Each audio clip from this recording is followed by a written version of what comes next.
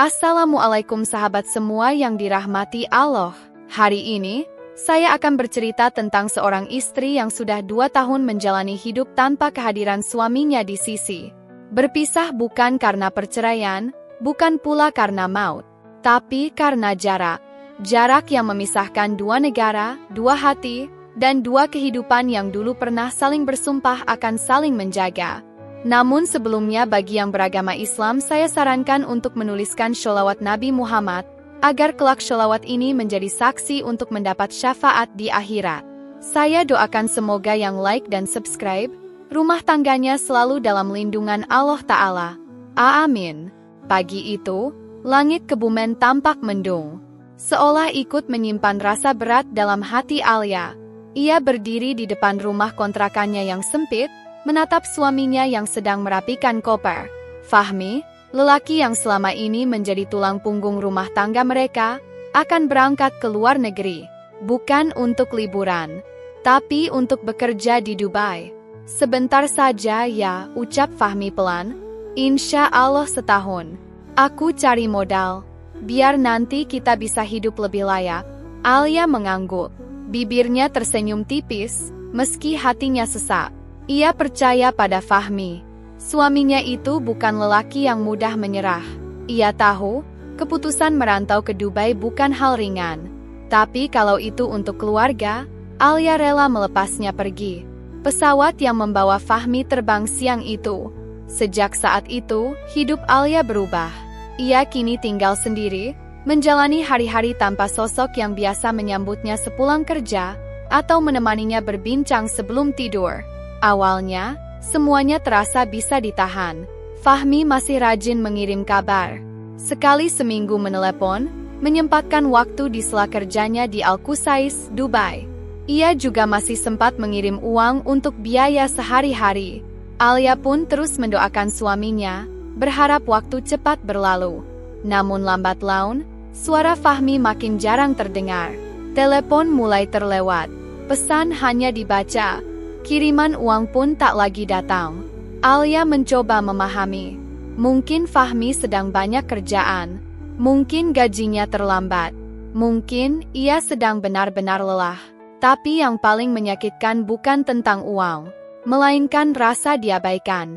Seolah kehadirannya di ujung sana tak lagi penting, tak lagi dirindukan. Dan seolah ia harus belajar terbiasa menjadi sendiri, meski statusnya masih seorang istri. Waktu terus berjalan. Alia mencoba bertahan. Tapi diam-diam, ia mulai merancang sesuatu. Ia ingin dekat. Ia ingin tahu keadaan Fahmi sebenarnya. Dan untuk itu, ia membuat keputusan besar. Ia akan merantau. Bukan untuk lari, tapi untuk mencari. Butuh waktu berbulan-bulan bagi Alia untuk menguatkan hati. Ia tahu, merantau ke luar negeri bukan perkara mudah. Apalagi sebagai perempuan, tanpa pengalaman, tanpa siapa-siapa yang bisa dimintai tolong di sana. Tapi kerinduan bisa mengalahkan rasa takut. Dan diam yang terus berlangsung dari Fahmi membuat hatinya semakin yakin bahwa ia harus mencari kebenaran sendiri. Ia mulai dari langkah kecil, bertanya sana-sini tentang pekerjaan di Timur Tengah. Lalu diam-diam menjual sebagian barang di rumah. Sedikit demi sedikit mengumpulkan biaya perjalanan. Ia tidak pernah bilang ke siapapun. Bahkan keluarganya pun tak tahu. Karena ia tidak ingin dihentikan. Tidak ingin diminta menunggu lagi. Ia sudah terlalu lama diam di tempat. Alia memilih Sharjah sebagai tujuannya. Kota tetangga Dubai itu lebih murah, lebih tenang, dan kabarnya banyak perempuan dari Indonesia yang bekerja di sana. Ia berharap bisa tinggal dan bekerja di sana, sembari mencari tahu bagaimana bisa bertemu Fahmi yang kini tinggal di Al-Qusais. Setibanya di Sharjah, segalanya tidak berjalan semudah harapan. Ia hanya punya uang pas-pasan dan harus menerima pekerjaan sebagai penjaga toko kecil milik warga lokal. Jam kerjanya panjang, makan seadanya, istirahat sebentar, tapi ia tidak mengeluh. Karena ini adalah perjuangannya sendiri, pengorbanan yang ia pilih dengan sadar. Tiap malam sepulang kerja, ia duduk di pojok kamar kecilnya yang sempit, menatap layar ponsel. menunggu Fahmi online. Kadang ia mengirim pesan, hanya dibaca. Kadang bahkan tak terbaca sama sekali. Tapi ia tetap menunggu, tetap berharap. Ia belum berani bilang kalau ia sudah di kota sebelah. Belum ingin membuat Fahmi merasa diawasi. Ia hanya ingin melihatnya, ingin tahu apakah suaminya baik-baik saja. Apakah hidupnya lebih bahagia di sana? Apakah masih ada ruang untuk dirinya? Satu-satunya yang ia pegang teguh selama ini hanya satu hal, bahwa apa yang ia lakukan ini bukan karena ingin mengejar, tapi karena ingin menjaga.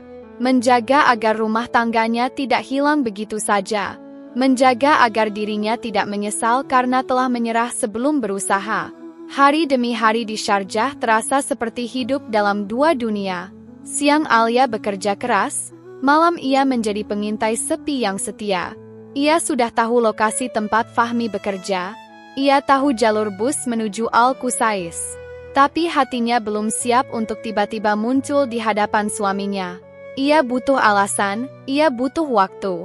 Kadang saat hari liburnya tiba, ia naik bus ke Dubai. Hanya untuk berdiri di kejauhan, di seberang jalan, menatap dari jauh ke arah bangunan tempat Fahmi bekerja. Matanya menyapu kerumunan pria pekerja yang lalu lalang, berharap salah satu dari mereka adalah Fahmi. Tapi tak sekalipun ia berani mendekat. Ia khawatir Fahmi akan salah paham. Khawatir Fahmi merasa tidak dipercaya. Atau lebih buruk lagi, khawatir Fahmi akan marah karena ia datang tanpa sepengetahuan. Namun meski begitu, hatinya belum menyerah. Ia percaya, setiap langkah yang ia tempuh bukan sia-sia. Meski sejauh ini, Fahmi belum juga membalas pesan-pesannya dengan hangat. Bahkan ketika ia mengirim foto sederhana, sekadar kabar bahwa ia sehat, Fahmi hanya membalas dengan satu kata singkat, dingin, hambar. Di kamar kecilnya yang sempit, Alia menangis pelan, tapi tidak menyesal. Ia tahu, hidup pernikahan tidak selalu dipenuhi bunga. Ada kalanya penuh duri. Dan sekarang, ia sedang berjalan di atas duri itu. Suatu malam, saat pulang dari Al-Qusais, langkah Alia terhenti. Di seberang jalan, ia melihat sosok yang sangat ia kenal. Langkah Fahmi, cara berjalan Fahmi. Ia mengenalinya dari jauh. Dan benar saja, ketika lelaki itu menoleh sebentar ke arah kiri, dada Alia bergetar. Itu dia, itu suaminya, Fahmi. Tapi Fahmi tidak melihatnya. Ia berjalan cepat, menggenggam ponsel, lalu masuk ke mobil putih yang terparkir tak jauh dari tempat Alia berdiri. Di kursi sebelahnya, duduk seorang perempuan. Mereka tertawa kecil. Lalu mobil itu melaju, menghilang di tikungan jalan. Alia tidak mengejar, tidak bersuara, hanya diam. Jantungnya berdetak pelan, seperti mau berhenti. Malam itu, Sharjah terasa lebih dingin dari biasanya. Malam itu, Alia tidak tidur. Ia duduk memeluk lutut di pojok ranjang sempit, ditemani lampu kamar yang remang dan suara azan subuh dari masjid terdekat. Pikirannya berputar tanpa henti. Tentang Fahmi, tentang perempuan di sampingnya, tentang tawa kecil yang masih terngiang di telinganya. Ia mencoba mengusir rasa curiga, mencari 1000 alasan yang masuk akal. Mungkin itu teman kerjanya, mungkin itu istrinya majikannya, mungkin. Tapi di balik setiap kemungkinan, ada luka yang mulai menetes pelan. Namun, anehnya, tak ada kemarahan dalam hati Alia. Hanya pertanyaan yang tak berani ia ucapkan. Apakah Fahmi masih menganggapnya istri? Apakah keberadaannya masih berarti? Apakah semua perjuangan ini layak diperjuangkan? Pagi itu ia tetap pergi bekerja. Senyum tetap ia pakai, meski tak setulus biasanya. Rekan kerjanya menawari makan siang, ia menolak halus. Hari itu terasa panjang, seolah waktu menolak beranjak. Malamnya, ia kembali mengirim pesan ke Fahmi. Kali ini hanya satu kalimat pendek. Mas, aku di sini, di Sharjah. Tak ada jawaban. Sampai subuh menjelang. Baru keesokan harinya, ponselnya berbunyi. Sebuah pesan dari Fahmi. Satu baris. Tapi berat rasanya membaca. Ngapain kamu kesini? Dada Alia terasa diremas. Ia membaca ulang pesan itu berkali-kali. Tidak ada titik, tidak ada tanya, hanya nada dingin yang menampar. Tapi ia tidak membalas. Tidak malam itu, tidak keesokan harinya. Ia memilih diam, menunggu, barangkali ada pesan lanjutan. Barangkali Fahmi hanya terkejut, barangkali. 3 hari kemudian, Fahmi mengirim pesan lagi. Kali ini sedikit lebih panjang. Kalau kamu butuh uang, bilang saja. Jangan datang diam-diam. Hidup di sini tidak semudah itu. Dan disitulah Alia merasa retak. Bukan karena dianggap pengemis, tapi karena seluruh perjuangannya disalahpahami. Ia tidak datang untuk meminta. Ia datang karena mencintai. Karena ingin menyambung kembali sesuatu yang hampir putus. Tapi rupanya, Fahmi sudah lupa rasa itu. Atau mungkin, sudah menggantinya dengan rasa lain. 2 hari setelah pesan itu, Alia mengambil cuti. Ia butuh waktu untuk sendiri. Bukan karena ingin menyerah, tapi untuk belajar menerima bahwa mungkin kenyataan tidak selalu sesuai harapan. Di balkon kecil kamar kosnya, ia duduk membiarkan angin sore menyapu wajah. Pandangannya kosong, menatap langit yang perlahan berubah jingga. Di tangannya, ia memegang sebuah foto lama, foto pernikahannya dengan Fahmi. Senyum mereka di hari itu tampak begitu tulus. Seolah dunia sedang menyambut langkah mereka sebagai suami istri. Namun sekarang, rasa itu seperti bayangan. Jauh, samar, tak tergapai. Malam itu, untuk pertama kalinya, ia memberanikan diri membalas pesan Fahmi. Mas, aku tidak datang ke sini untuk minta uang. Aku datang karena ingin lihat kamu baik-baik saja. Karena aku istrimu. Pesan itu terkirim. Centang 2. Tapi tak ada balasan. Waktu terus berjalan. Hari-hari berikutnya Alia kembali bekerja. Ia berusaha terlihat biasa di depan teman-temannya. Tapi ada sesuatu dalam dirinya yang berubah. Bukan karena ia lelah, tapi karena hatinya mulai sadar bahwa tidak semua perjuangan akan dihargai seperti yang diharapkan. Beberapa hari kemudian, Fahmi akhirnya membalas. Kali ini pesannya panjang. Alia, aku minta maaf, hidup di sini berat. Aku tidak sanggup membagi beban ke siapapun, termasuk kamu. Aku tidak ingin kamu tahu semuanya, karena aku malu. Aku kehilangan arah di sini. Aku tidak jadi seperti yang kamu kenal dulu. Aku bukan lagi Fahmi yang kamu nikahi. Aku lelah, aku bingung. Dan mungkin, aku sudah keterusan menyendiri. Alia membaca pelan, kalimat demi kalimat. Nafasnya gemetar, tapi tidak ada air mata. Ia hanya membalas dengan satu kalimat. Kalau memang sudah tidak ingin menjalani bersama, aku akan tetap ridho. Tapi aku tidak akan menyesal sudah mencintaimu sejauh ini. Dan malam itu, ia kembali menatap langit dari balik jendela. Kali ini bukan dengan harap, tapi dengan keteguhan hati yang tak lagi memohon. Sejak malam itu, Alia tak lagi menunggu balasan. Ia mulai menata ulang langkahnya, bukan untuk pulang, tapi untuk hidup. Hidup bukan sebagai istri yang menggantungkan diri pada suami, tapi sebagai perempuan yang berdiri di atas kaki sendiri, setelah melewati luka dan kehilangan yang tak pernah diucapkan lantang.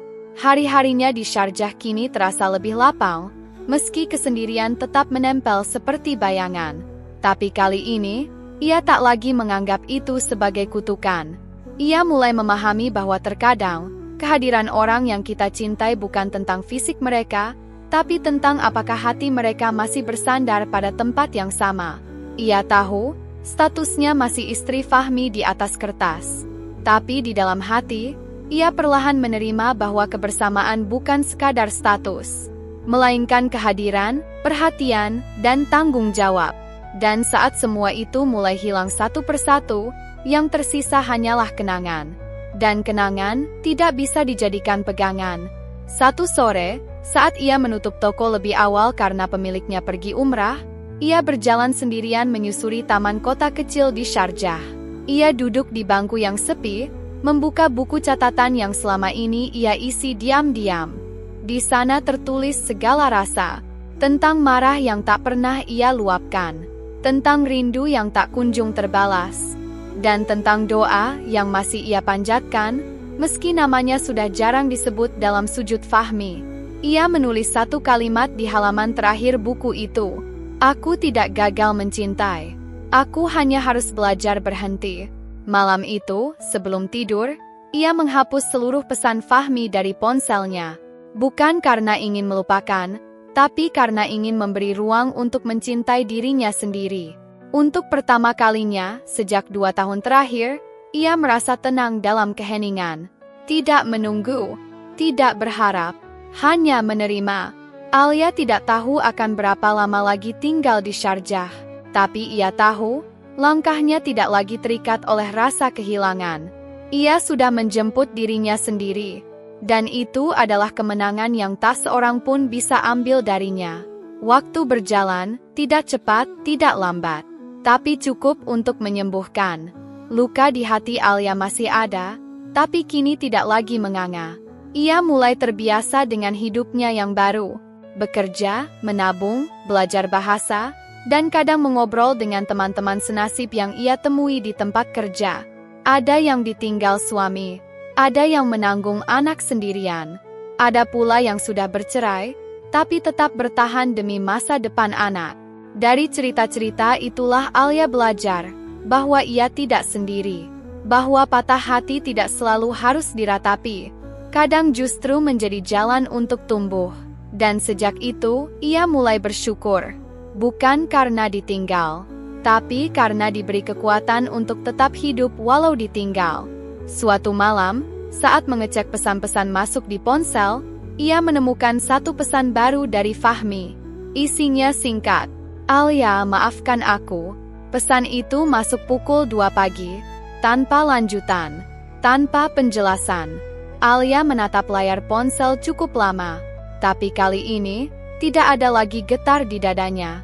Tidak ada marah, tidak ada rindu, hanya diam. Ia membalas dengan satu kata, yang selama ini tak pernah ia sangka bisa keluar dari hatinya sendiri. Aku ridho. Dan dengan itu, ia meletakkan ponselnya di samping bantal. Tidur dalam damai, dalam hati yang lapang, dalam jiwa yang tak lagi menggantungkan kebahagiaannya pada orang lain. Alia kini sadar bahwa pernikahan bukan hanya soal bersama, tapi juga soal menerima. Kadang menerima bahwa yang kita perjuangkan tidak selalu akan kembali. Dan itu tidak apa-apa. Karena dalam setiap kehilangan, selalu ada cinta baru yang tumbuh. Cinta untuk diri sendiri. Esok harinya, Alia bangun lebih pagi. Ia menatap wajahnya di cermin. Tidak ada lagi kesedihan yang pekat seperti dulu. Matanya mungkin masih menyimpan sisa letih. Tapi di balik itu ada nyala kecil yang pelan-pelan tumbuh. Nyala harapan. Bahwa meski hidup tak sesuai rencana, ia tetap punya pilihan untuk melanjutkan langkah. Dan ia memilih melanjutkan. Dengan tenang. Dengan ikhlas. Dengan ridho yang lahir dari luka, bukan dari dendam.